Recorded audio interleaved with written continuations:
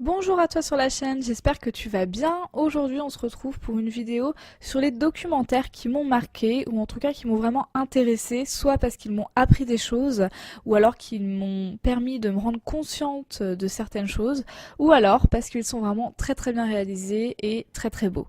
Donc je vous laisse de suite avec la bande-annonce du premier documentaire.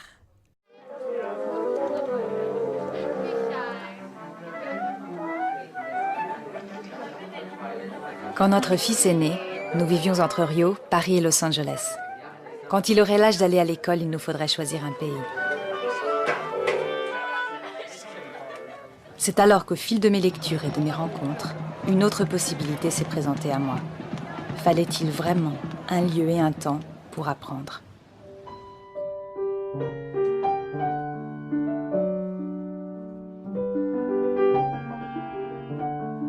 Die Geschichte des tapferen Ritters.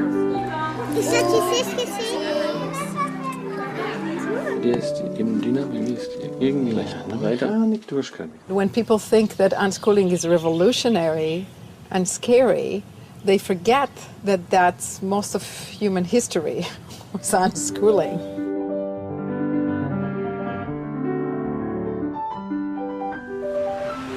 Rock, paper, scissors, shoot. Aaron n'avait su lire qu'à 12 ans, alors que sa sœur Rachel dévorait déjà des livres à 3 ans. Leurs parents les avaient laissés apprendre à leur rythme. Nous nous demandions si nous serions capables de cette confiance. And then I wrote a play.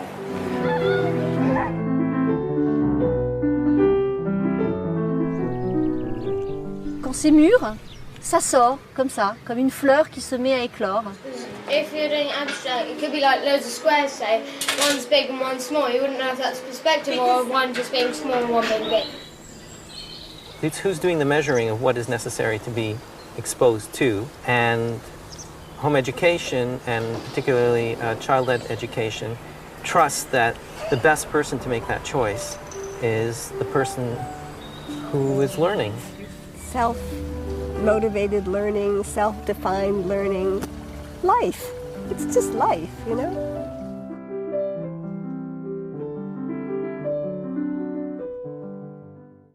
Alors ce documentaire, dès que j'ai vu la bande-annonce sur internet, j'ai tout de suite eu envie de le voir, mais vraiment tout de suite. Et du coup en fait je l'ai acheté directement, je vous laisse le lien pour pouvoir commander le DVD. Je l'ai acheté directement parce que je sentais que de toute façon il allait me plaire. C'est un sujet qui m'intéressait déjà, parce que je m'intéresse aux différentes éducations, enfin aux différentes méthodes d'éducation et aussi à l'instruction en famille. Et donc forcément pour moi, je savais qu'il allait m'intéresser. Et il est remarquablement bien fait, il est vraiment très simple. Je l'ai vu déjà plusieurs fois et à chaque fois que je le regarde, je trouve qu'il est assez touchant comme documentaire. On voit ça vraiment comme... la personne nous montre sa vérité, son quotidien. Il y a des interviews très intéressantes dans différents pays. Donc je le trouve vraiment, vraiment très très bien. Vous l'aurez compris, je crois. Je ne vais pas vous en dire plus sur celui-ci parce que je ne peux pas vous couper l'envie en fait de le regarder.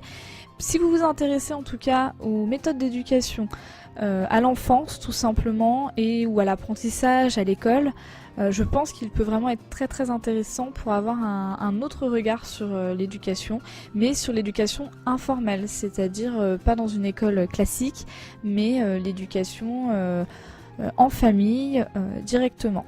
Donc je vous laisse le lien êtreetdevenir.com en barre d'infos pour que vous puissiez accéder au site officiel. Toujours pour continuer dans le thème de l'enfance, je vous mets de suite le trailer du documentaire Une idée folle. Qui a compté les oisillons? Et qui peut dire? Il y a souvent une question qu'on ne se pose pas, qui est la question des objectifs de l'éducation. À quoi ça sert l'éducation? À quoi sert l'école?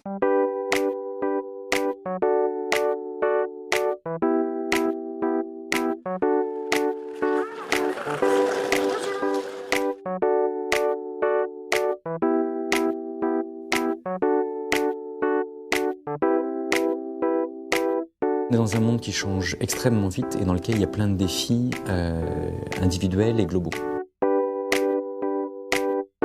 On a vraiment besoin de permettre l'émergence de citoyens épanouis, responsables, qui contribuent à une réelle évolution de l'humanité. Même si on est tout petit, il faut quand même essayer de faire quelque chose. Les enfants d'aujourd'hui, en gros, il faut leur apprendre à la fois à être bien avec eux-mêmes, de façon à donner le meilleur de ce qu'ils peuvent être, et il faut leur apprendre à faire avec l'autre. Et c'est pas l'un ou l'autre, c'est les deux en même temps. On aide les petits s'ils ont besoin d'aide. Si on veut mettre au défi l'école d'hier de répondre aux questions d'aujourd'hui, mais on est totalement à côté de la plaque. Est-ce qu'on peut rire de tout? Je le vois, les enfants peuvent arriver en courant à l'école et le jour où ils sont malades, être désespérés. Je me sens vivant. C'était probablement une idée folle d'inventer l'école, et c'est probablement une idée folle de vouloir changer l'école, mais en même temps, si on est dans un monde qui est toujours plus fou, s'adapter à ce monde en changement, ça suppose de mettre une école en changement et de faire des enseignants comme des élèves, des acteurs de changement.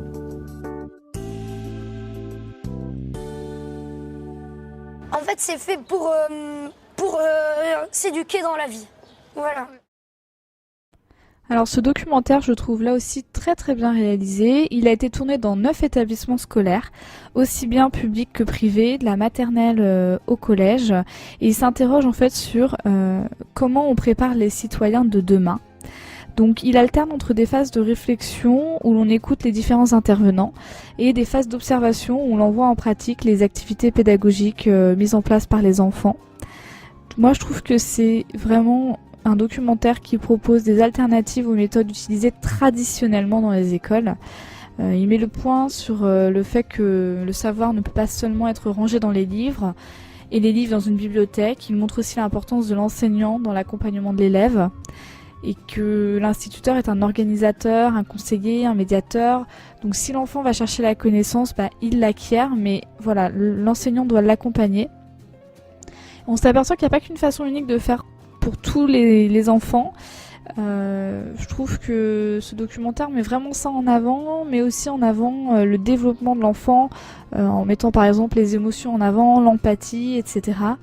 Donc c'est un documentaire qui montre que l'école ne peut pas résoudre les inégalités par contre à elle seule, et qu'elle doit évoluer avec son temps pour accompagner tout simplement les enfants vers une autonomie pour plus tard. Alors passons au troisième documentaire qui lui a pour thème les animaux.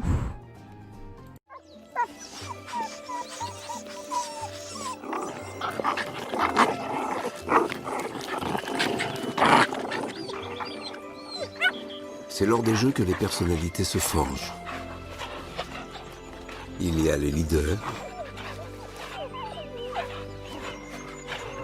il y a les suiveurs, et il y a ceux qui ne lâchent jamais.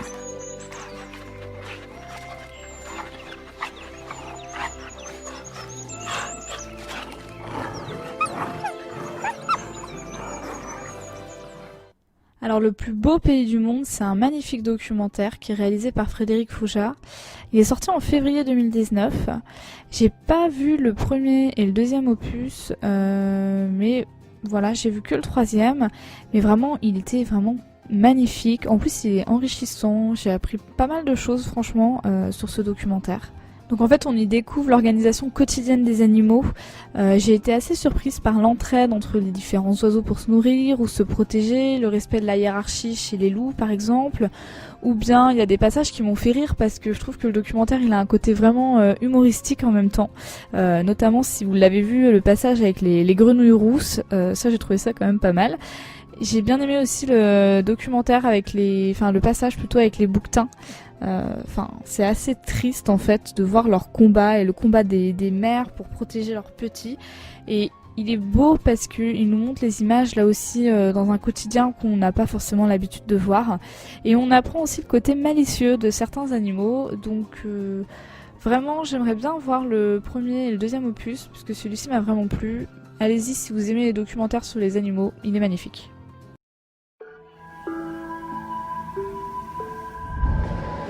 Les océans sont en train de mourir.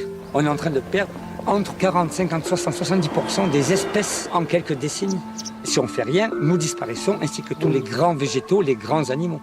Toutes les cultures anciennes qui ont disparu ont à un moment ou à un autre épuisé leurs ressources. Est-ce que c'est maintenant le moment de faire des choix pour la vie? Qu'est-ce qu'on va faire avec cette vie? Parce qu'elle est courte, elle est précieuse. On a entendu parler de la permaculture.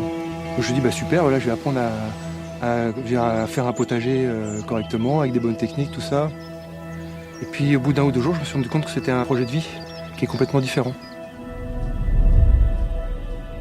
Les systèmes humains, en termes de production, sont inefficaces. L'agriculture, c'est 15 calories pour en sortir une. Alors que les systèmes naturels, eux, sont d'une efficacité incroyable. Dans la nature, tout est recyclé d'une façon ou d'une autre. On est capable d'aménager le paysage pour le rendre plus productif, plus écologique. La permaculture s'inspire des méthodes ancestrales d'agriculture et même pré-agricole, mais aussi des connaissances scientifiques très modernes. C'est l'idée de recréer un écosystème productif et durable. Il y a la compréhension au niveau intellectuel, mais aussi au niveau émotionnel, le vécu humain. C'est une nouvelle culture même de l'imaginaire. Et donc, il y a une créativité incroyable.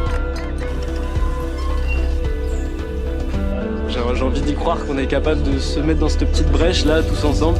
C'est ça qui m'intéressait, c'est ça qui me manquait en fait dans la vie. On est capable de construire des cathédrales, on est capable de faire toutes ces choses-là, il faut le faire. This is possible. There's a new world that we can create. Let's get about doing it. That's pretty exciting.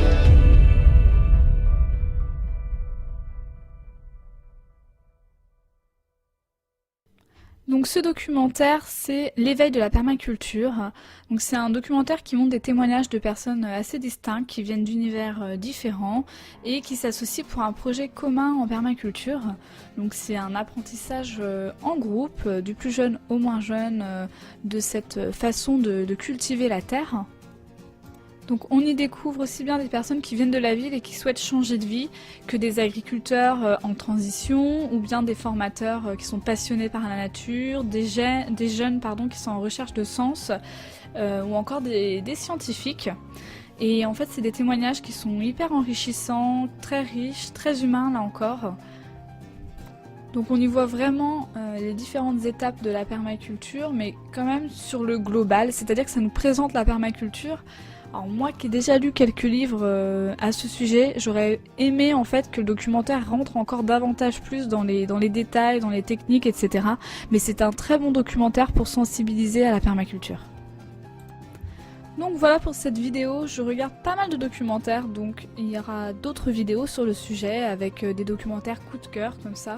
J'aime bien partager aussi certains documentaires parce que je me dis que peut-être que certains ne connaissent pas ces documentaires et que ça peut vous intéresser, en tout cas si vous vous intéressez à la nature, aux animaux, au jardinage ou bien à différents sujets de société.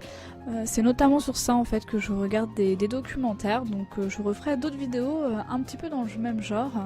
N'hésitez pas aussi à me dire justement en commentaire si il y a certains documentaires que vous avez vus qui sont vraiment très intéressants afin de les partager et que je puisse tout simplement les regarder ou que d'autres puissent les regarder.